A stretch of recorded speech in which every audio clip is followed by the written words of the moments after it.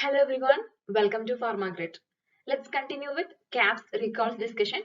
Question number 21. Leflunomide provides relief of symptoms of rheumatoid arthritis in. The options are 4 weeks, 1 year, 3 to 6 months and 1 to 3 months. So here the correct answer is option A, that is 4 weeks. This leflunomide is a disease-modifying anti-rheumatic drug. Okay, it is also an immunomodulatory agent that preferentially causes cell arrest of the autoimmune lymphocytes through its action on dihydroorotase dehydrogenase. After biotransformation, that is after metabolism, leflunomide becomes a reversible inhibitor of dihydroorotase dehydrogenase, an enzyme necessary for pyrimidine synthesis. This leflunomide can be used as monotherapy in patients who have intolerance or contraindications to use of methotrexate in rheumatoid arthritis, or it can be used in combination with methotrexate for patients with suboptimal response to methotrexate alone. The benefits with the leflunomide are evident within 4 weeks. So here is the answer. That is, the leflunomide provides relief of symptoms within 4 weeks, and efficacy is maintained for durations of up to 24 months. And the drug is not recommended in patients with liver disease as it can be hepatotoxic, and it is also contraindicated in pregnancy. So the monitoring parameters include signs of infection, complete blood count, electrolytes and liver enzymes. So next question, which of the following is caused by quetiapine? The options are agranulocytosis, weight gain, blurred vision and hypersalivation. So here the correct answer is option B, that is weight gain. We know that quetiapine is a second generation antipsychotic drug.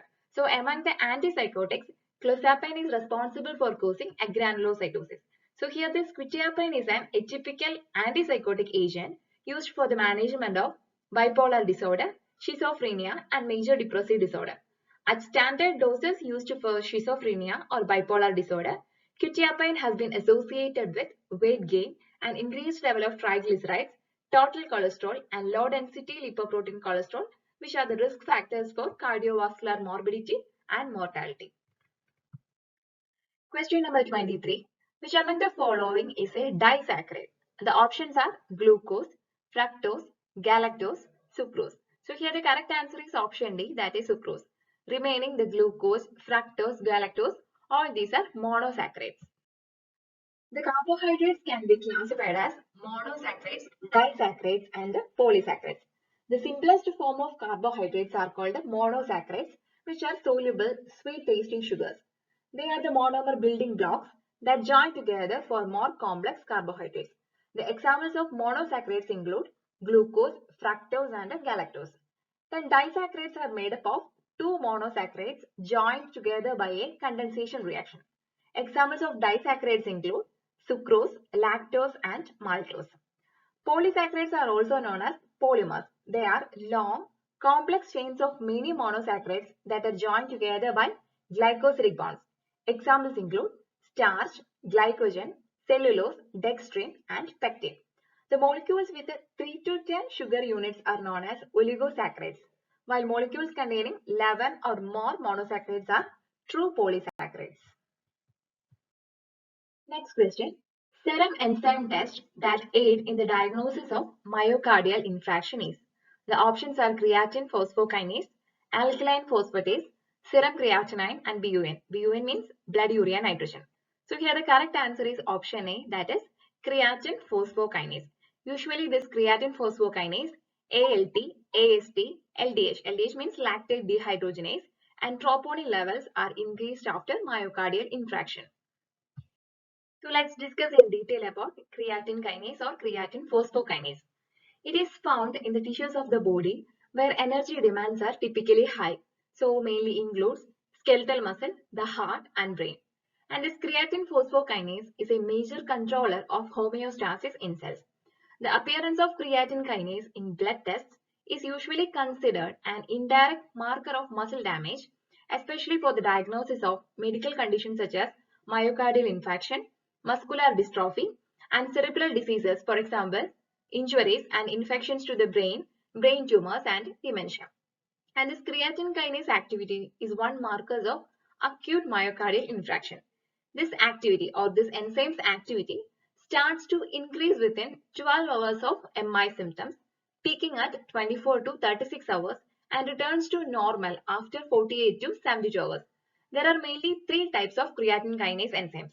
CKMM, mostly found in the skeletal muscles, CKMB, found in your heart muscle, and CKBB, found mainly in the brain tissue. The next one is troponin. Troponin is a protein released from myocytes when irreversible myocardial damage occurs. It is highly specific to cardiac tissue and accurately diagnoses myocardial infarction with a history of ischemic pain or ECG changes reflecting ischemia. So this troponin is a cardiac specific marker. And next one is lactate dehydrogenase or LDH. It's a significant intracellular enzyme in energy production. It catalyzes pyruvate to lactate under anaerobic conditions. So initially, the increase of LDH can reflect cardiac damage and is used to diagnose acute myocardial infarction. Then ALT and AST. These enzymes formerly known as SGOT and SGPT. SGOT means serum glutamate oxaloacetate transaminase and SGPT means serum glutamate pyruvate transaminase are normally found in liver cells that leak out of cells and mix in blood when liver cells get injured. The ALT is a more specific indicator of liver inflammation, as AST can also be found in other organs like the heart and skeletal muscles. Question number 25. Cell-mediated immune response is carried out by, the options are B cells, T cells, CD4 cells, both A and B. So here the correct answer is option B, that is T cells. That is, cell-mediated immune response is carried out by T cells. There are mainly two main mechanisms of immunity within the adaptive immune system. They are humoral immunity and cellular immunity. The humoral immunity is also known as antibody-mediated immunity. With assistance from helper T cells, B cells will differentiate into plasma B cells that can produce antibodies against a specific antigen. This humoral immune system deals with antigens from pathogens that are freely circulating or outside the infected cells. So these antibodies produced by the B cells will bind to the particular antigens, thereby neutralizing them or causing lysis. Lysis means dissolution or destruction of cells by a lysine or phagocytosis. Phagocytosis means engulfing of that particular antigen. Then this cell-mediated immunity or cellular immunity occurs inside the infected cell and is mediated by T lymphocytes. Okay, so here the humoral immunity is mediated by B cells, whereas the cell-mediated immunity is mediated by T lymphocytes or the T cells. So in cell-mediated immunity, the pathogens antigens are expressed on the cell surface or on an antigen-presenting cell. And the helper T cells release cytokines that help activated T cells bind to the infected cells MHC antigen complex. MHC means major histocompatibility complex. Okay, so the MHC antigen complex and differentiate the T cell into a cytotoxic T cells. The infected cell then undergoes lysis. So with this question, we have finished today's discussion. So let's see in the next video.